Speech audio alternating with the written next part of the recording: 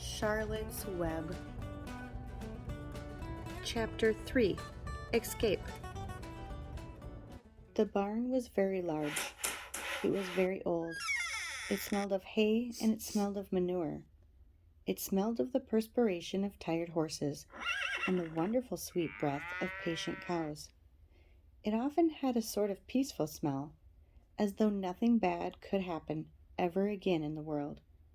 It smelled of grain and of harness dressing, and of axle grease, and of rubber boots, and of new hope. And whenever the cat was given a fish head to eat, the barn would smell of fish. But mostly it smelled of hay, for there was always hay in the great loft up overhead. And there was always hay being pitched down to the cows and the horses and the sheep. The barn was pleasantly warm in winter when the animals spent most of their time indoors.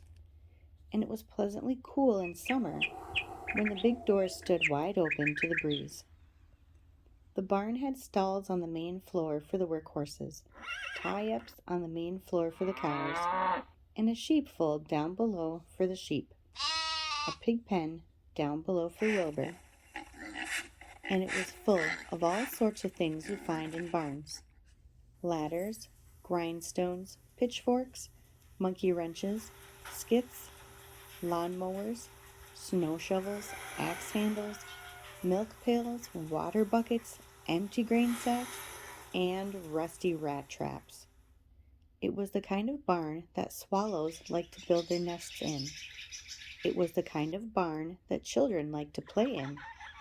And the whole thing was owned by Fern's uncle, Mr. Homer L. Zuckerman. Wilbur's new home was in the lower part of the barn, directly underneath the cows. Mr. Zuckerman knew that a manure pile is a good place to keep a young pig. Pigs need warmth, and it was warm and comfortable down there in the barn cellar on the south side. Fern came almost every day to visit him. She found an old milking stool that had been discarded, and she placed the stool in the sheepfold next to Wilbur's pen. Here she sat quietly during the long afternoons, thinking and listening and watching Wilbur. The sheep soon got to know her and trust her. So did the geese, who lived with the sheep. All the animals trusted her. She was quiet and friendly. Mr. Zuckerman did not allow her to take Wilbur out, and he did not allow her to get in the pig pen. But he told Fern that she could come sit on the stool and watch Wilbur as long as she wanted to. It made her happy just to be near the pig, and it made Wilbur happy to know that she was sitting there right outside his pen. But he never had any fun. No walks, no rides, no swims. One afternoon in June, when Wilbur was almost 2 months old, he wandered out into his small yard outside the barn. Fern had not arrived for her usual visit. Wilbur stood in the sun, feeling lonely and bored. There's never anything to do around here, he thought. He walked slowly to his food trough and sniffed it to see if anything had been overlooked at lunch. He found a small strip of potato skin and ate it. His back itched, so he leaned against the fence and rubbed against the boards. When he tired of this, he walked indoors, climbed to the top of the manure pile, and sat down. He didn't feel like going to sleep. He didn't feel like digging. He was tired of standing still, tired of lying down. I'm less than 2 months old, and I'm tired of living, he said. He walked out to the yard again. When I'm out of here, he said, there's no place to go but in. When I'm indoors, there's no place to go but out in the yard. That's where you're wrong, my friend, said a voice. Wilbur looked through the fence and saw the goose standing there. You don't have to stay in that dirty little yard, said the goose, who talked rather fast.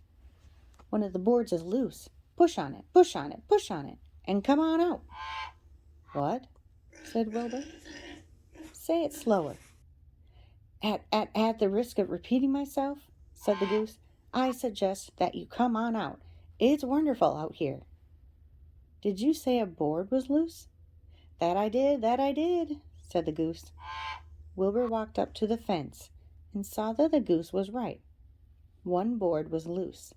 He put his head down, shut his eyes, and pushed. The board gave way. In a minute he had squeezed through the fence and was standing in the long grass outside his yard. The goose chuckled. "How does it feel to be free?" she asked. "I like it," said Wilbur. "That is, I guess I like it." Actually, Wilbur felt quite queer to be outside his fence, with nothing between him and the big world. "Where do you think I'd better go?" Anywhere you like," said the goose. "Go down through the orchard, root up the sod, go down through the garden, dig up the radishes, root up everything, eat grass, look for corn, look for oats, run all over, skip and dance, jump and prance, go down through the orchard and stroll in the woods. The world is a wonderful place when you are young." "I can see that," replied Wilbur. He gave a jump in the air, twirled, ran in a few steps, stomped, looked all around, sniffed the smells of afternoon, and then set off walking down through the orchard. Pausing in the shade of an apple tree, he put his strong snout into the ground and began pushing, digging, rooting. He felt very happy. He had plowed up quite a piece of ground before anyone noticed him. Miss Zuckerman was the first to see him. She saw him from the kitchen window, and she immediately shouted for the men. "Homer!" she cried. "Pigs out! Lurvy! Pigs out! Homer! Lurvy! Pigs out! He's down there, under that apple tree." "Now the trouble starts," thought Wilbur. "Now I'll catch it." The goose heard the racket, and she too started hollering. "Run, run, run, downhill! Make for the woods, the woods!" she shouted to Wilbur. "They'll never, never, never catch you in the woods."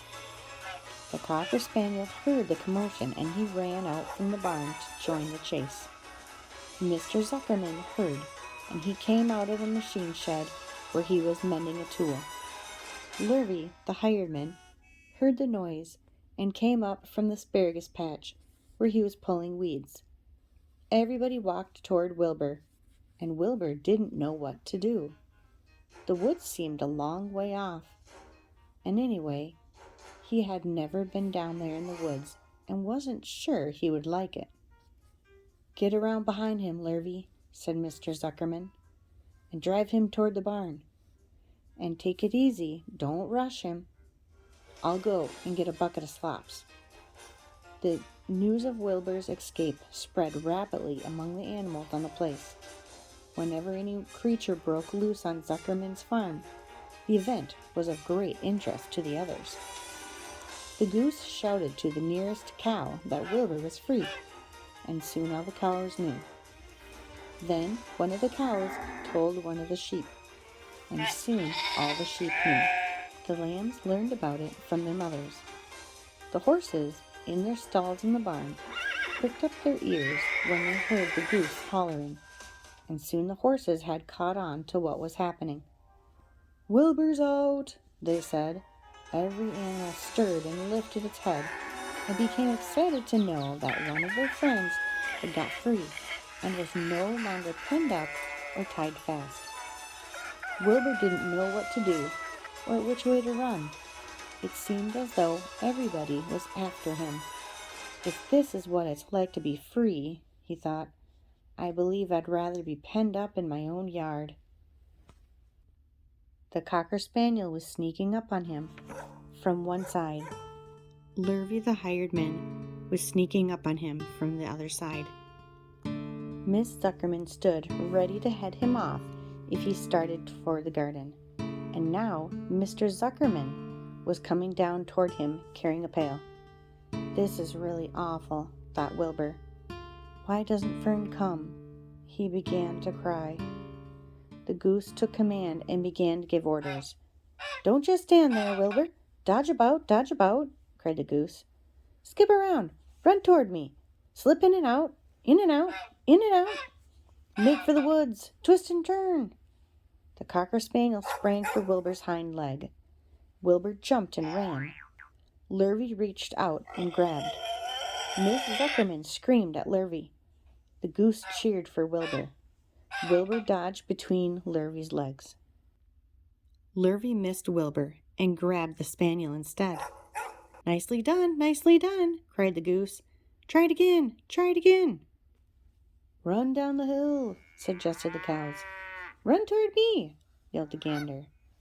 Run uphill, cried the sheep. Turn and twist, honked the goose.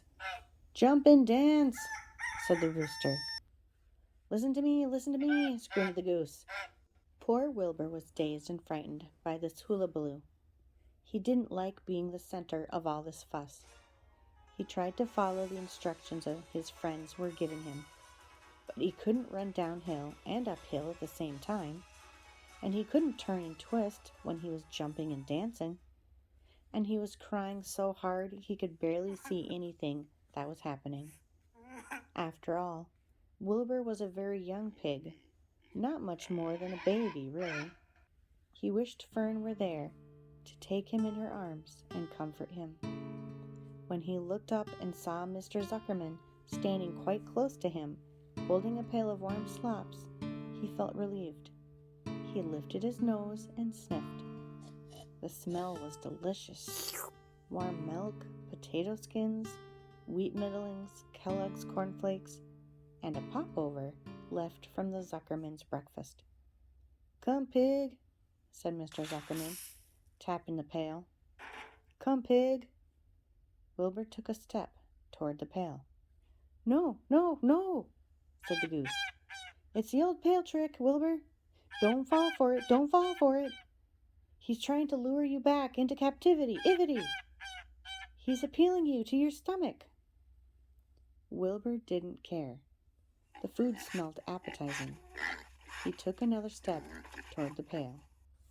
Pig, said Mr. Zuckerman in a kind voice, and began walking slowly toward the barnyard, looking all about him innocently, as if he didn't know that a little white pig was following along behind him. You'll be sorry, called the goose. Wilbur didn't care. He kept walking toward the pail of slop. You'll miss your freedom, honked the goose. An hour of freedom is worth a barrel of slops. Wilbur didn't care. When Mr. Zuckerman reached the pig pen, he climbed over the fence and poured the slops into the trough. Then he pulled the loose board away from the fence so that there was a wide hole for Wilbur to walk through. Reconsider, cried the goose. Wilbur paid no attention. He stepped through the fence into the yard. He walked to the trough and took a long drink of slops, sucking in the milk hungrily and chewing the popover. It was good to be home again. While Wilbur ate, Lurvy fetched a hammer and some 8-penny nails and nailed the board in place. Then he and Mr. Zuckerman leaned lazily on the fence, and Mr. Zuckerman scratched Wilbur's back with a stick. He's quite a pig, said Lurvy. Yes, he'll make a good pig, said Mr. Zuckerman. Wilbur heard the words of praise. He felt the warm milk inside his stomach. He felt the pleasant rubbing of the stick along his itchy back. He felt peaceful and happy and sleepy. This had been a tiring afternoon. It was still only about 4 o'clock, but Wilbur was ready for bed. I'm really too young to go out into the world alone, he thought as he lay down.